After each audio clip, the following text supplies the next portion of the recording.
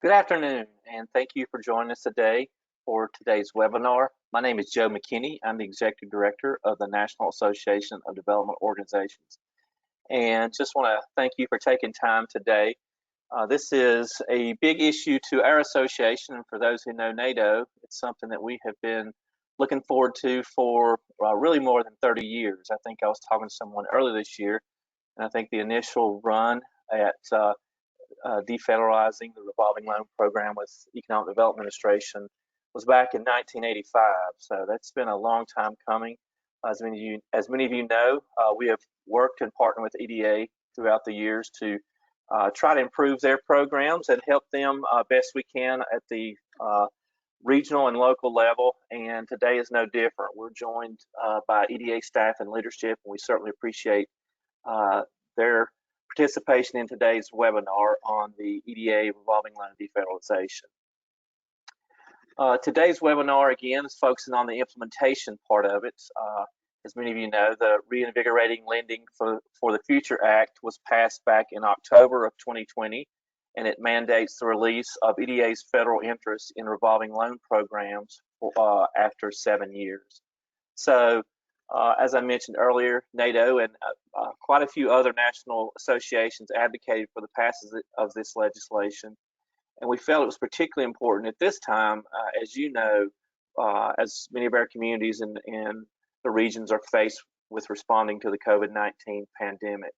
And certainly anything that we can do to advocate on your behalf to release and reduce the administrative burdens is something that we're going to be supportive of. During today's presentation, our EDA partners will explain how the EDA revolving loan defederalization process will work. This will help our attendees understand the steps that eligible EDA revolving loan operators should take to submit a written request to request EDA to release its federal interest in the awards. I will remind you during the presentation, if you have questions, I would encourage you to submit those questions using the question box that's on your screen. I know there's some that have already submitted questions, but if you have some during the presentation, please feel free to type those in and we'll monitor those as well. And as you know, NADO will record this webinar for those that would like to have a copy of this afterwards or to share with staff that may not be able to join us today. So with that, I'll turn it over to Craig Burstady, who is the EDA Deputy Assistant Secretary for Regional Affairs. Craig, thank you for joining us today. Joe, thanks so much, and a hearty, sincere thank you for the many decades of collaboration behind this. 1985, all right. The time has arrived, and EDA is genuinely as excited about this as our stakeholders, I think. This is going to really help us improve and deepen our program support as we can move past some of these more tenured RLFs and head into the future. And right here, as you can see, a couple key snapshot bullets about the RLF program, and I think the numbers speak for themselves about how big and broad this program is and how many corners of the U.S. it touches. We've been supporting, and in a very timely point, in fact, as the RLF has been critical in recent years for communities in helping them recover after wildfires, hurricanes, and floods, and now maybe the biggest disaster we've seen in our lifetimes with the pandemic and the economic impacts it's had.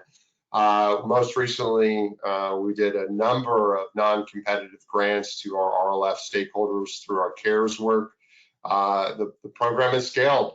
We've got a lot of great momentum, and again, it's an exciting time to move on from some of these older grants, and that's what we're here to discuss today. But I just want to highlight that, like NATO's partnership over the years, this is a partnership effort with our stakeholders, with our grantees. This is the first time we're doing a defederalization effort. we are certainly building the plane as we're flying a bit, given how fast this came down and how much work is ahead to get this done right.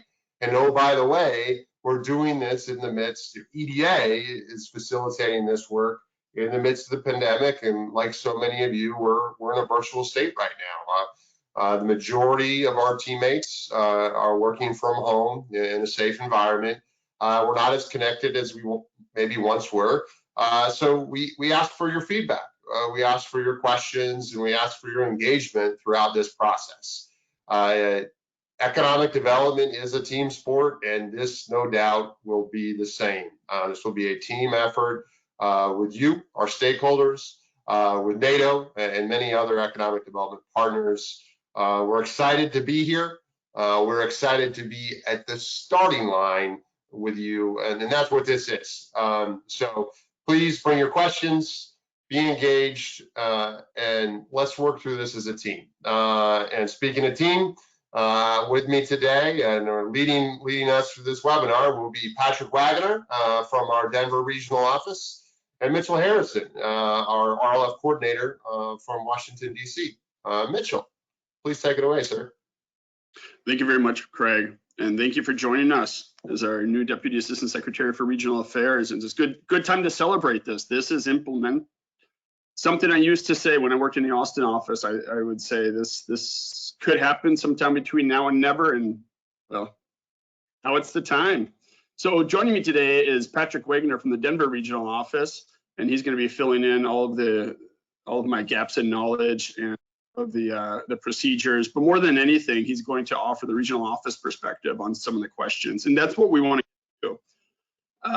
We're going to go through some slides here. Here's an outline, but we really want to start off with the basics, just getting everyone up to the same speed. If you're joining, learning about EDA or revolving loan funds for this first time, learning about the Rlf Act, different acronym, same letters, and then what has been previously known or is known as local control or defederalization. Just for purposes of writing the slides, we're calling it EDA releasing the federal interest in an RLF award. But if it's easier to say defederalization or local control, we're all thinking about the same thing. So we'll get into some of the nuts and bolts and then wrap up with some questions and answers. And unless I get long-winded, we're going to use the majority of the time for questions and answers. With that, the reminder down at the bottom of the screen, please do, if you haven't already or throughout the course of the webinar, use the chat function to enter questions. Some colleagues are reviewing those questions. We'll answer as many as possible, answer as many questions, in the order that they come in, but also in the order that best addresses questions nationally. You'll see this isn't the only time for feedback. And one more bureaucratic joke, we're here from the federal government and we really are here to help. Maybe I took that from you, Patrick. Sorry if I took your jokes. But with that, let's get into the one overview slide of EDA RLF basics. So trying to get everyone on the same page, let's start off with the web address. Built up, and EDA is continuing to build its web presence and social media presence, but there's some basic information and evolving more content at eda.gov/RLF. Starting now, EDA makes grants to eligible entities. And in the case of an RLF award, it's a grant matched with local funds to capitalize an RLF that then in turn enables loans to eligible borrowers. As those loans are repaid, they enable the RLF to make additional loans in the community and continues to revolve. I was going to make a little icon, a revolving dollar, but it's fundamentally a simple idea, and the EDA RLF program allows for RLF income generated to subsidize the cost of operating the RLF. I usually say subsidize because of the 615 people in the call, most people doesn't cover the cost of their operations, but hopefully the income is used to subsidize the cost of administration. Like any EDA grant, any grant from the government, there are terms and conditions that go along with it.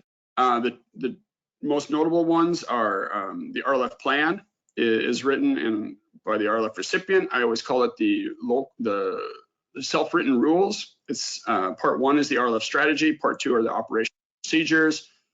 The next most intimately known part, we've spent most of our work up until Defederalization passed and CARES Act, the financial report, audit, and risk rating. So we're not going to cover this content in more depth, but there are other presentations and other sources, particularly eda.gov/RLF. The one thing I did want to speak through before moving on is just showing what the timeline is for an EDA RLF. Those X's represent, just figuratively, illustratively, when an application is submitted, when an award is made. Then there's a disbursement phase. So all of the CARES RLF awards are currently in the disbursement phase. That's the time where they're drawing down funds, interacting with EDA the most. And then you go on to the revolving phase. That's once all of the funds have been drawn down, or otherwise it's determined that the disbursement phase is over. And then previously, the RLF would operate in perpetuity. Illustrate the arrow that goes off to the right, almost to the edge of the slide. These yellow bars that I added here is getting to the content of what we're here to talk about today, and that's the Rlf Act enables EDA to release the federal interest, otherwise release to federal local control, or defederalize the RLF award. So this is the act that was passed back in October. The nuts and bolts of it, the summary, it enables EDA to release the federal interest in the RLF award. Simply, an RLF recipient needs to submit a written request to EDA to release that after 7 years from the disbursement being completed. So 7 years into the revolving phase is the time when this request can be made. Most of the legacy awards have been around for years, really decades. So there are about 450 of the 810 awards that are likely eligible to be released from defederalization. The Act also states EDA has 180 days to complete or respond to, make the determination of this request for release. And that little asterisk says, if necessary, EDA is enabled another 180 days. But really the point is, you want it quickly, we want to do it quickly, but we know there's going to be an initial batch that we want to work through. One more bullet from the Act, Section 602, most people know it better as Davis-Bacon wage requirements. That is written into the Act. So whether the RLF recipient continues to operate a loan fund or uses it for other economic development purposes, the law states that Davis-Bacon wage requirements continue to apply. Into the next slide, we'll get to a little bit more of the summary. This is just the language rewritten in a different way, but it's the same content. So 7 years, more than 7 years have passed since EDA's final disbursement. Like I said, for 450 awards, this is passed decades ago. So we're working through this first bunch. But as you can imagine, as we're writing the policies and procedures now, we're also imagining into the future. For example, CARES Act awards after the disbursement is complete. So usually about 2 years, and our average RLF award is usually about 3 years disbursement period. So it's 7 years after that when a request can be made to EDA.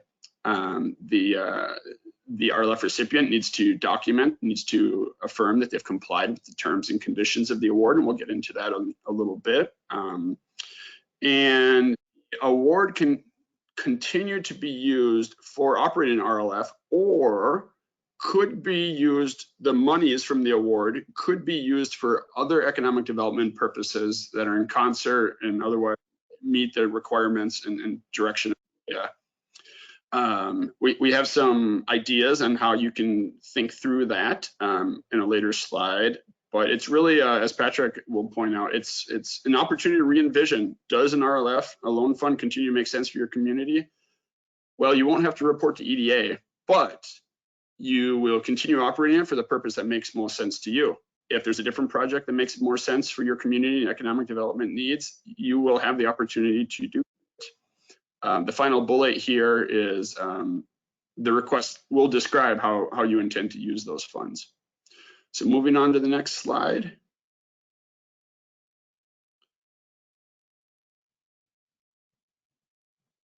The implementation. Patrick, would you like to take these slides?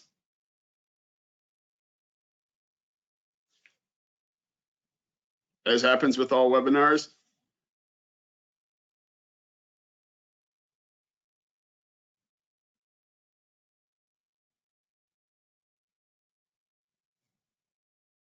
Patrick, I think you're still on mute.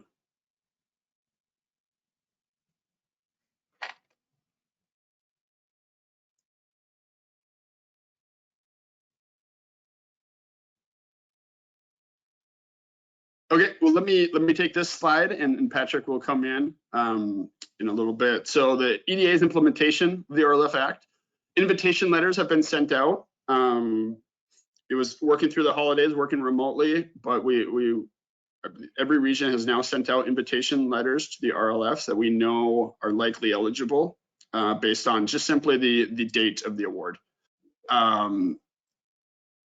This is the webinar that we're introducing the defederalization policy. From here, I know Patrick's really excited for it in Denver. And Denver Regional Office has been hosting conference calls. That is a great segue to turn it over to Patrick. Yeah, so my apologies. Can you hear me now? Is that much better? Okay, sorry about that. Yes, Patrick Wagner here with the Denver Regional Office.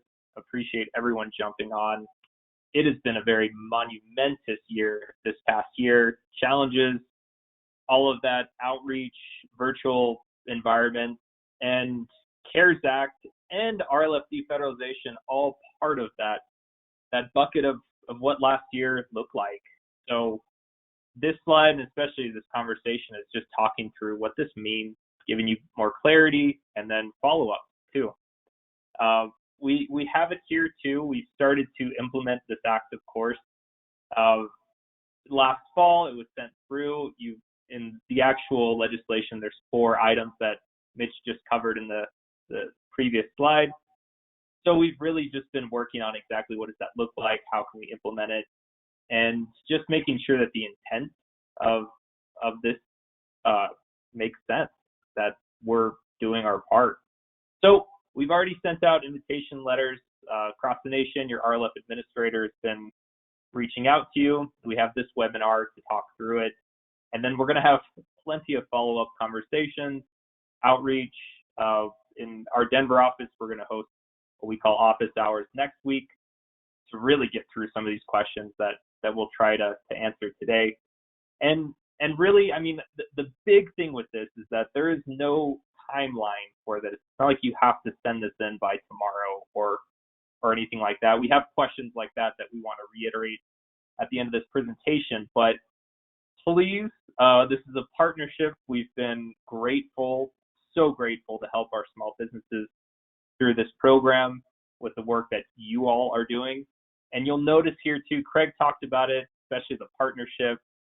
Joe talked about how NATO's working through this. And then just looking at the data, 810 RLF, about half of them, a little bit more, are these legacy RLFs. So we have a new tranche of the CARES Act, so we have 300 new RLFs. But many of the time, it's our partners, it's you guys. So the next slide, let's jump into that.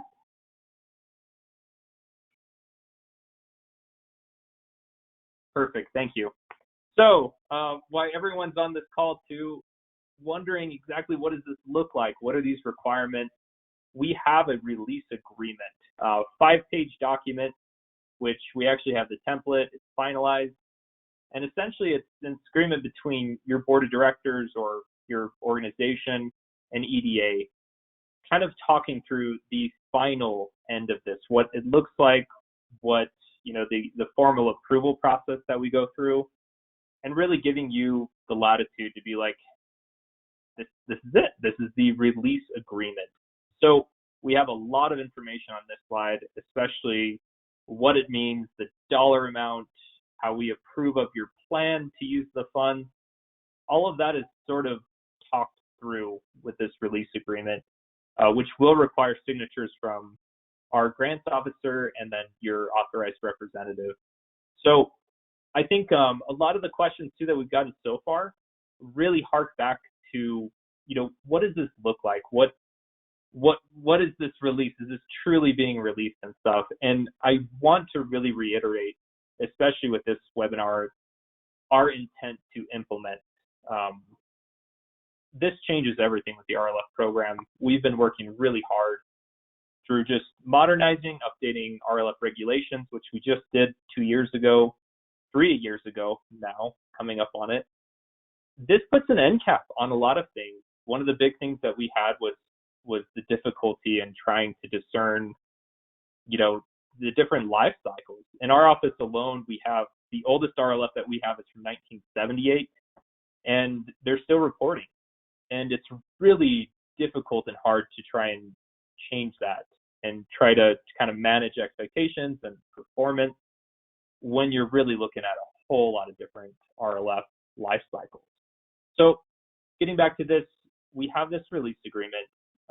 It's a 5-page document. If you haven't received a copy of it yet, reach out to your RLF administrator. We do have a copy of it that can kind of give you a little bit more details, but overall, we're just essentially ending this grant award. So let's go to the next slide.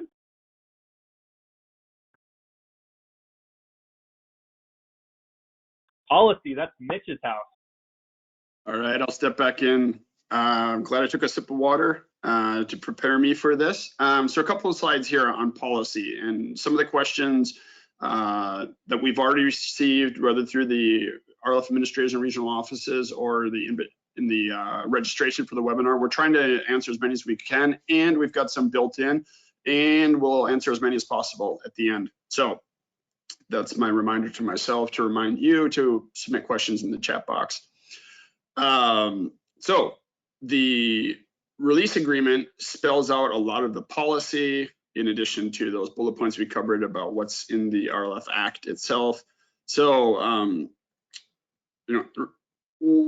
once the EDA releases or sort of completes this RLF award, the RLF will go on to do what the RLF wants, operate an RLF fund that continues to make loans predominantly to for-profit organizations.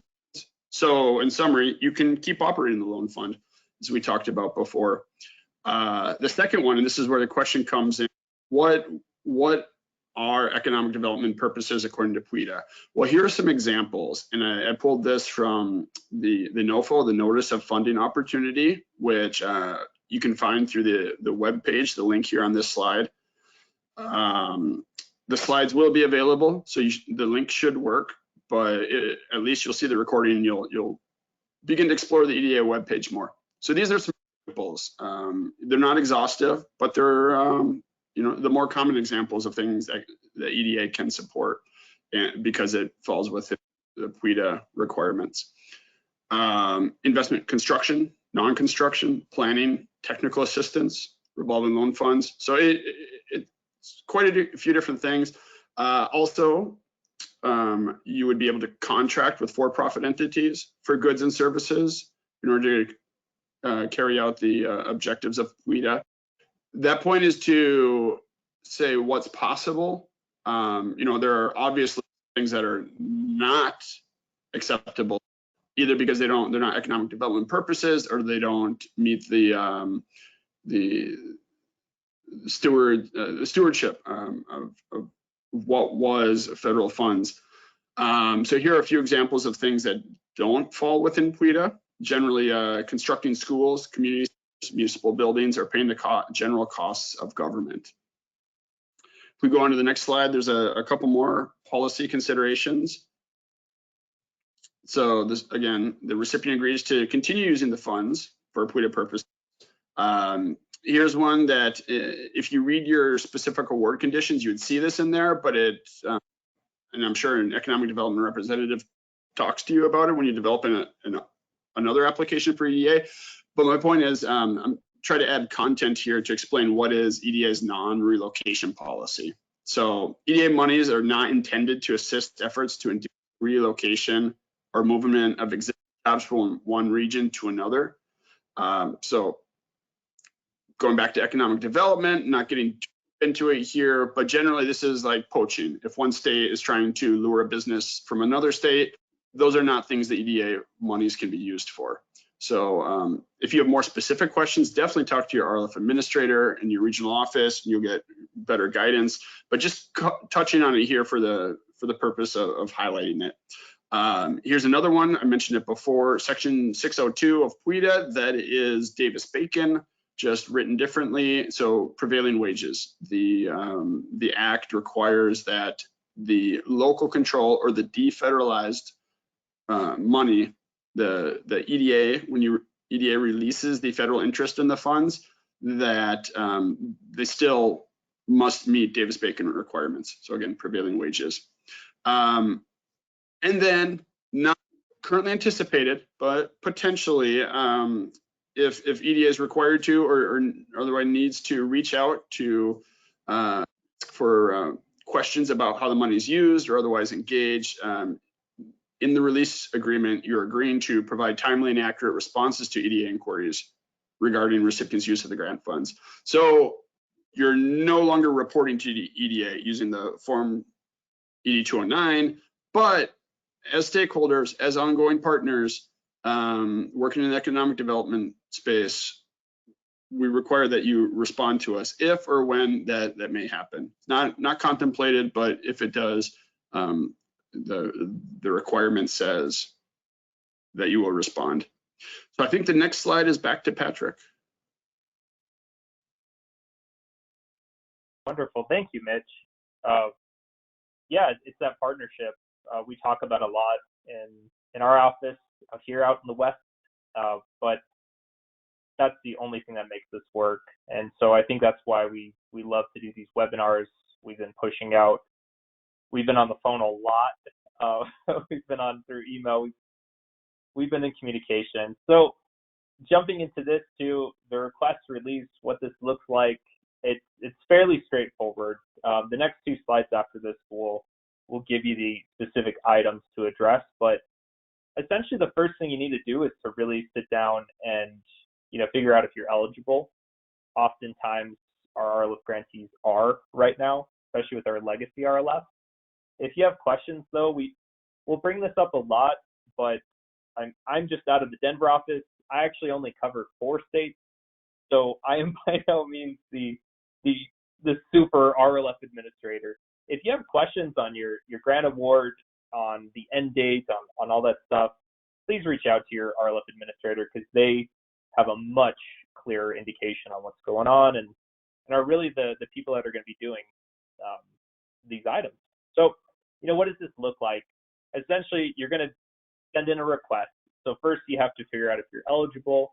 Second, you really need to think about what you can do under that PWEDA umbrella of just items, economic development, things. We anticipate some of our partners will continue to do an RLF that's just locally managed. Others might have a construction project that they're really interested in. The gambit is very large, which I think we also have a question that we'll try to further dice that. But again, if you have questions, reach out to your RLF administrator. And then especially if you have questions on what can we do with these funds, I want to put in a big blast right now of reach out to your economic development representative too. I am not I've been with EDA since 2015, but I still don't think I'm an expert at all on everything under the sun for economic development and PWEDA. But I do feel like our economic development representatives do have a strong handle on that. So it's worth it to reach out to them if you're really kind of struggling to figure out how you can use these funds, or how you can leverage it. And then, of course, reaching out to your RLF administrator on, can we process this? What's the end date? All that stuff. We're a team. So what does this look like? You think about those 2 items. You have a good plan. You reach out to us. You send in a formal letter, and I'll go through the next steps in the slide. But you essentially ask us of, hey, this is what we want to do. This is our intent. Here's everything that we, are going to do with these funds. And we review the request, we process the request. I say we, for the 4 states I'm working in, I'll be doing it. So it is your RLF administrator in most cases that will be processing this. And then at the end of the day, when we've processed it, you'll get that release agreement. I talked about it real briefly in a few slides before this, but that release agreement is, we sign it, your authorized representative signs it, and that's it. You carry on and go forward. So next slide, let's jump into, what do we need to send in? Great, thank you.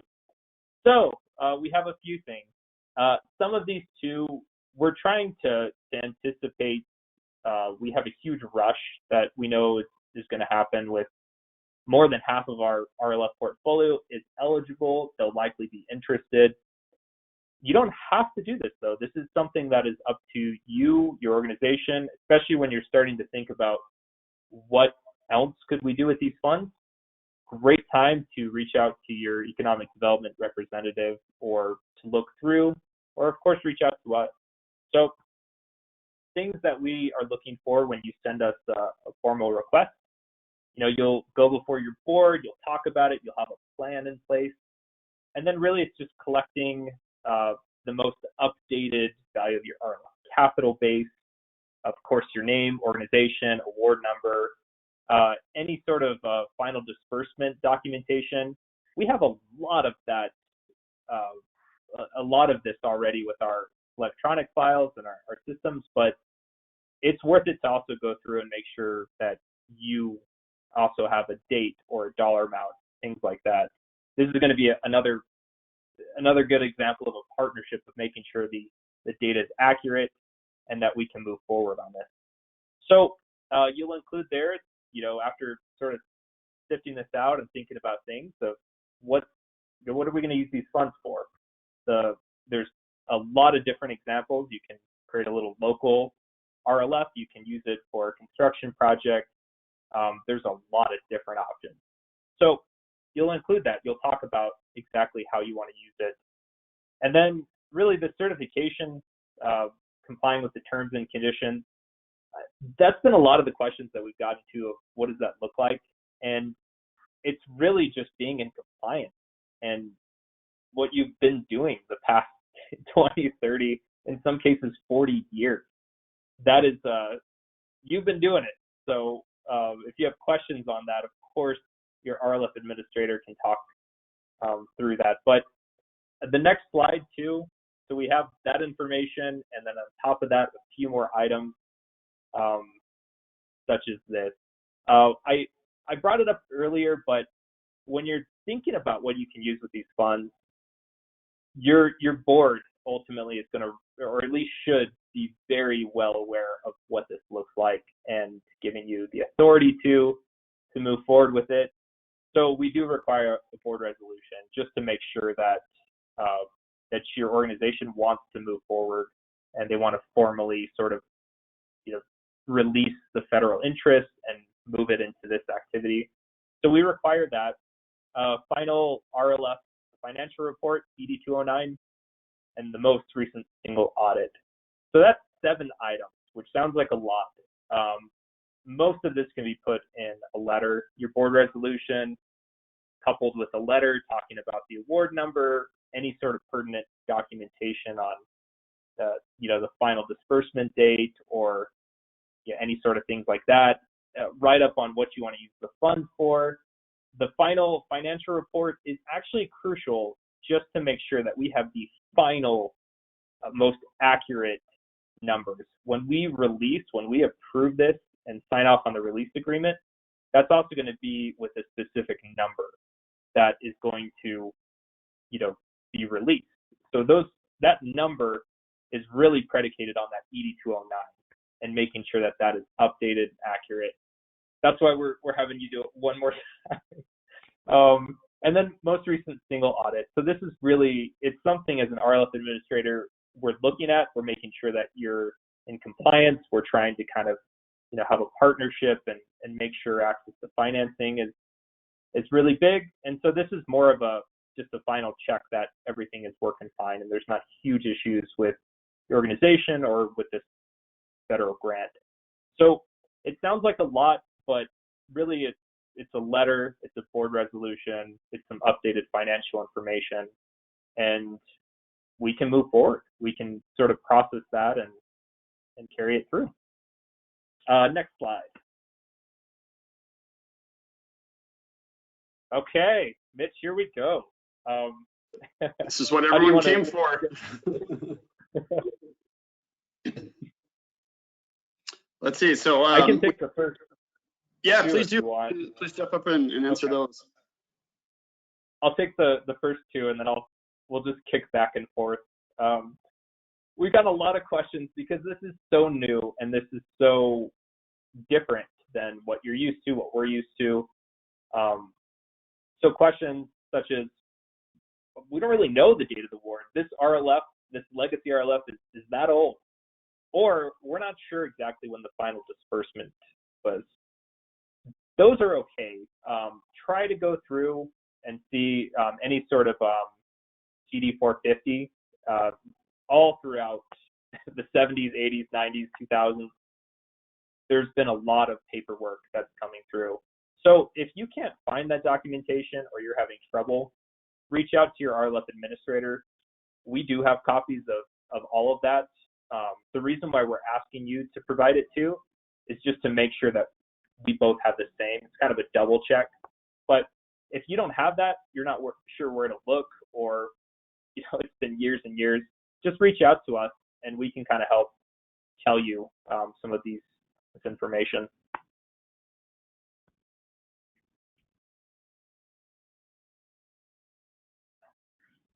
Good. So I'll take 3 and 4, sort of go together. 3, again, that goes back to the original grant award, or if it's combined, consolidated or merged RLF, there's a calculation that was done and formalized when it was in the award document. So essentially, it's the ratio or the percentage of the federal amount to the local amount. Sometimes it's 100% federal money, like in the case of CARES Act, non-competitive RLF awards. In other times, it's 75-25. I mean, there might be a bunch of numbers, but that's where the ratio, or that's where that investment rate comes from. It's a field in the ED 209, and that takes us to question 4. How do we calculate the value of the ED or the RLF capital base? That's really what the RLF financial report, the form ED 209, is for. And as always, RLF administrators happy to help and happy to answer questions. And I think a lot of these more specific questions will be answered in the DRO office hours or the conference calls that your regional office holds. So question number 5, what factors are considered to determine whether the RLF recipient has complied with the terms and conditions of the award? So with this, what we're trying to do is focus on whether the RLF recipient adequately administered the award, such that the recipient will continue to use the funds for activities that continue the economic development purposes of WIDA. It's not necessarily looking at 45 years of lending history. It's looking at the single audit, along with the RLF financial report and the certification from the board. And really, to the extent that we know, using that information to determine and make the affirmation that it was used, that you're considered to have been within. It's really looking forward. It's the assertion that the Rlf Act was written as a way to release EDA oversight of these awards. So this is one last check. We wanted to know at this time, as you request to use the funds to continue operating a loan fund on your own or for another economic development purpose, that given this information, we have enough ability to confirm that it has been used and would continue to be used as to meet the requirements. Yeah. Question 6, Patrick, you talked about this. You want a quick answer there? Yeah, I'll give you a quick one too. Yeah, I mean, if you have a board resolution that's detailed, that you're going to have to go through and get this resolution anyhow. So this might take a little bit of time to sift out, the value, if you're eligible, the value of your RLF, which generally you have an idea through the ED 209 and the bank account, and then what you want to use the funds for, which again, contact your economic development reps or even your RLF administrators to kind of talk through that. But if you want to, bundle all that up in a board resolution that spells out all of this, that works with us too. I think we put all these items together because this is the package of what we need, but we also understand that everyone has different ways of how they present that. So it doesn't have to be a separate document, but it's really whatever is easiest for you. Yep. And at some point in the future, we will create a form that you can put all of this in. So we're on the side of speed, and to be expeditious, to try to enable these requests to come in. Creating a form through the Paperwork Reduction Act with OMB, it usually takes about 6 months. So we didn't want to hold this up for 6 more months. So that's why we spelled out the information and the documents needed so that you can, as Patrick said, provide it to EDA so that Patrick and other RLF administrators will be able to review it and, as expeditiously as possible, make that determination. Number 7, can the executive director sign the request, or does it need to come from the board of directors? That previous 2 slides ago talked about this. It's usually the board of directors that. Thank you for that. But yeah, usually the agreement, it really comes from the board of directors. So it's not an executive director on their own, but it's your organization rules and norms on how that's determined. EDA is looking for the request and those requirements to be met. But the specifics of any certain RLF organization may differ. There are some RLFs with states and some with nonprofits and economic development districts, of course, cities and counties. So, organizational structures are quite different. So according to your local rules and norms about what's required to provide that documentation and the information needed. Patrick, number 8's for you. Yeah, it's a good question. This one too, your RLF administrator that's processing and sort of moving this request along as they come along, which there is no deadline. So you can, you don't have to do it tomorrow. You can wait a week. It's up to you. We're not putting a stop anywhere. I strongly really recommend, we've put it in there as an item, but we want to make sure the data is accurate, that it's up to date. And I mean, if you have a December 2020 report that you sent in at the end of January, and we're now midway into February, it's going to take a while for your board resolution to come through, or it's a lot of time that passes. And really our intent is to make sure that we hone in on that dollar amount, which is your federal grant rate, and can absolutely fluctuate in a month or even a few weeks. So yes, and reach out to your RLF administrator because they also have a handle on it and they will be processing these. The next one, if you don't mind, Mitch, I can answer that one too, the audit. Yeah, so we periodically, the Federal Audit Clearinghouse, we go through and we are constantly pulling and just checking in. So we included this requirement to send us your most recent audit. We will, and it's part of our due diligence, is making sure that we're pulling from the Federal Audit Clearinghouse, and which are your final sort of approved federal-wide audit. So yeah, I mean, if you don't mind putting that in there, or if you're almost done with your audit, any information is better than none. But at the very least, we are pulling from the clearinghouse, and that's one of the requirements that we're looking at. Good, yeah. So it's if they provide it, we won't turn it down, but we also can go and get it as well. That's a single audit. If it's not a single audit submitted to the Federal Audit Clearinghouse, then we probably don't have any other way of receiving it. But number 10, the question is, can we use the released funds to pay for administration of our organization personnel costs? To the extent that it falls within economic development, PWEDA, that's the sort of determination that your organization would need to make. How would you be using those funds? So it's not, I mean, it's probably a little bit more planning that needs to go, that needs to be involved. We're not saying no, but we want to see in the request that that you're describing how you will use it. So, you know, it's taking some of these questions together. It's not probably a request you're going to send this afternoon. EDA has received some requests already, but in really thinking through how your organization wants to repurpose or otherwise use these funds, there may be other purposes, and that's absolutely okay. That's a big part of what this accomplishes.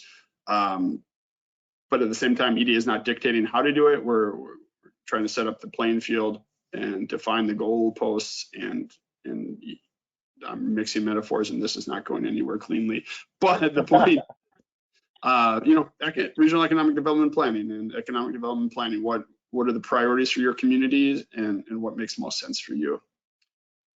So last minute, we were able to work in 3 more questions that we'll cover and then go on to the questions that are received. Number 11, are there continuing requirements that apply to the RLF funds after release of EDA's federal interest? I'll take this one, and then maybe Patrick, you can take 12 or 13. So yes, there are continuing requirements. Those are spelled out in the Act. So most notably, the Section 602 of PWEDA, which is Davis-Bacon. So that will continue to be required. I have some help in answering this question, so bear with me. So overall, that you're continuing to meet the economic development purposes of PWEDA. The use of funds may change over time. Someone else asked a question of whether all of the money needs to go for one project, or if it can be a portion continue to operate in RLF and a portion be used for something else. I think that's the sort of thing you would specify in your request to EDA.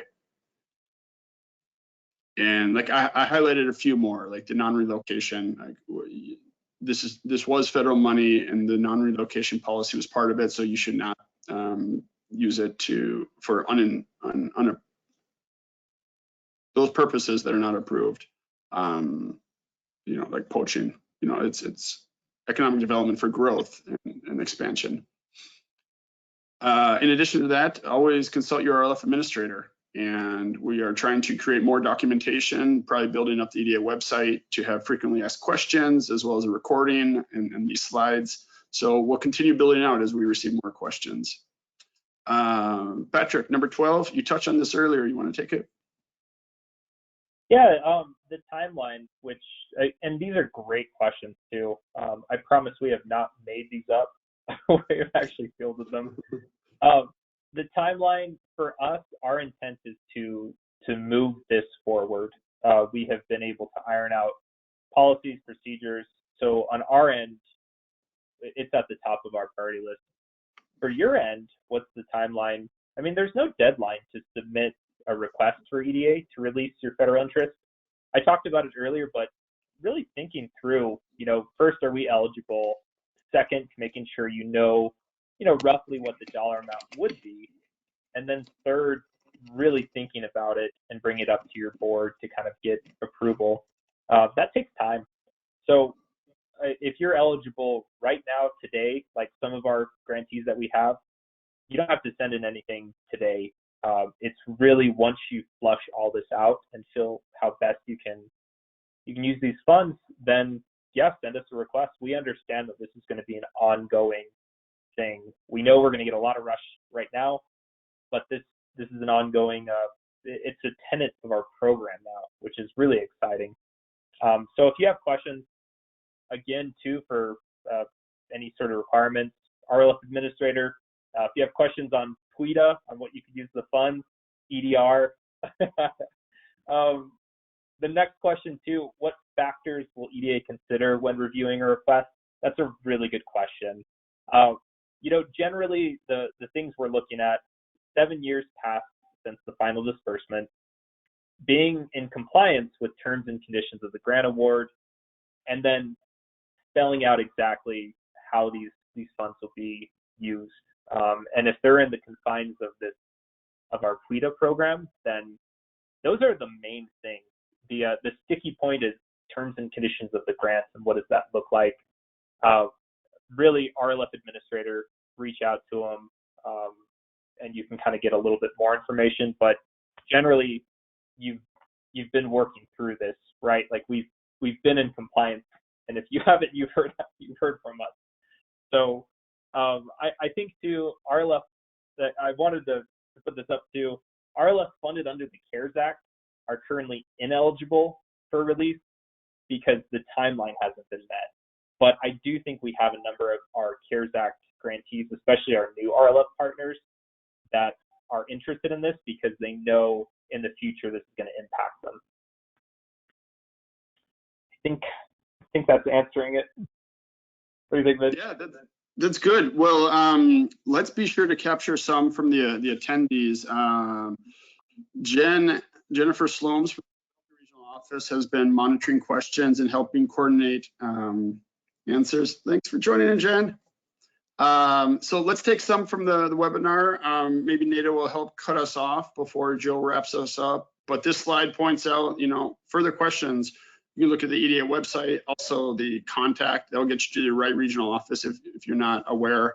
But talk to your Rlf administrators. So with that, Jen, what's the first question we want to take? Hi. So following the release of EDA's federal interest, may the funds be used to serve a larger geographic region? Great question. Yes. Following the release of the federal interest, EDA funds can be used outside of the original lending area. For certain reasons, at certain points in time, there might be an EDD that only lends to certain counties. So maybe that Rlf recipient, the EDD in this case, decides to lend to all of the counties in their area, or maybe there are reasons to expand that or shift that in another direction. The important thing is that the funds are used consistent with the terms of the release agreement. So that's in the development and is eventually to the point where EDA signs and the Rlf recipient signs the release agreement, that the use doesn't contradict that. Great, thank you. The next question is, if an organization is above the current allowable cash percentage, will that prohibit the organization from having the EDA release their interest in that organization's Rlf? I can jump in on that one, Jen. That's a great question too. We've updated the Rlf regulation just a few years ago, and I mean, if you have concerns, especially something specific, this might come from maybe you're higher than the allowable cash percentage. Reach out to your Rlf administrator first on stuff like this. But I mean, generally, EDA has no bar on releasing its federal interest in RLFs that currently have more cash on hand. The allowable cash percentage too is also something that there's a long time frame, and some of our, I think back to our risk analysis system and the metrics, which this question kind of gets to. I mean, we're looking at the whole picture, not just one specific thing. And we also understand that economic conditions have been bonkers. So. Okay, great, thank you. If an Rlf recipient has multiple Rlfs that were awarded on separate dates, but they were subsequently consolidated and such consolidations were approved by EDA, do I still have, is it still necessary to apply for both separate awards or just the one consolidated fund? Do you want me to answer? Because Patrick and Jennifer are going to be doing the work, but it has every intent to try to do what makes most sense to the recipient, particularly if it was in recent years. I mean, before the Rlf Act passed, we were within our bureaucratic creativity trying to find ways to make sense of the rules and the ongoing operation of RLF awards, both especially for the RLF recipient, but also for EDA staff. So EDA wants to make every intent to be able to release the agreement. There are some instances where maybe a recent award that just completed the disbursement phase, as I showed early on, was consolidated with awards that were decades old. So the short answer is work with the RLF administrator in the regional office. We have every intent to figure it out with you. You know, we don't want to punish anyone for what we thought was the best effort. So we'll be able to work with you to get you to the right place. Great, thank you. May released funds be used to fund hiring new employees? That's a good one too. I mean, personnel costs are a permissible use of the funds, so long as the personnel are carrying out the activities that continue the economic development purposes of QIDA. So I think that's why you have to kind of think through how best can you carry the momentum and what sort of looks best for your organization and your region. So yeah, I mean, there could be circumstances like that where you want to do programming for entrepreneurial, you know, centers or incubators. Those are all sort of in these buckets, which I am not an expert in, but our economic development representatives really have a good handle on what's permissible. Thank you. Following the release of EDA's federal interest, may the funds be transferred to another entity?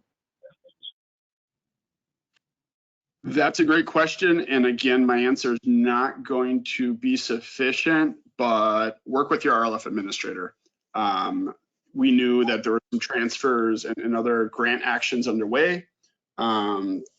Maybe that needs to be worked out ahead of, but at the same time, but for sake of documents, the other point, or the other sort of side of the answer is following the release of EDA's federal interest or the defederalization, the transfer to local control, the administration of the fund or the money, the administration of the monies cannot be transferred to an individual, a for-profit, or any other ineligible entity. But working with your RLF administrator will get you to the right place and make sure that documentation and paperwork is as efficient as possible, because we're the government, we're here to help. But really, in decades, these awards are South Bend, Indiana, 1975 was EDA's first RLF award. So that's 1975, quick math, a long time ago. So, and I'm not saying that for anything except for to call out that it was the first award. But in those, 45 plus years, a lot could have happened, and EDA wants to help you, get it to where you want, because the Rlf Act now enables that, and staff can help work out complications and figure out what needs to be done so that it can be used how the Rlf recipient wants the funding to be used going forward. Jen, do we have maybe one more question and then wrap it up, and we'll be sure to answer all of these that we've received in, I guess, on the webpage. Sure. So the last question we'll ask is, following the release of EDA's federal interest, why does Davis-Bacon continue to apply?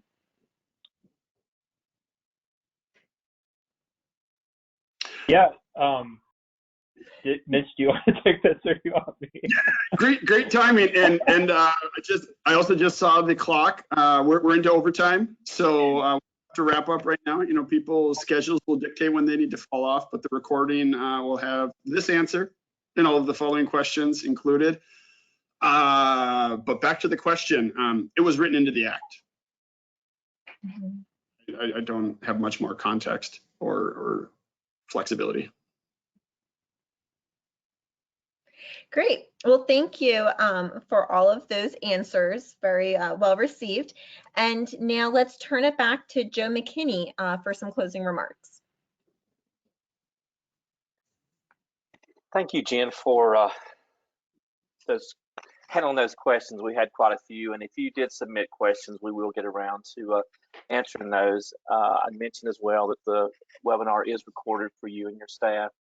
Patrick, thank you for joining us. Appreciate your time, and please tell your friends back in Denver we say hello. And Mitchell, thank you a lot. Mitchell is our go-to person when we have revolving loan questions, and he's always very helpful at headquarters, and we appreciate that. And certainly Deputy Assistant Secretary Bristati for joining us as well. Appreciate your help. I think all of you did a super job in presenting at least a template of how to move forward, and we'll work with our members and others to make sure that we follow through with that. But again, thank you to EDA for helping us out today.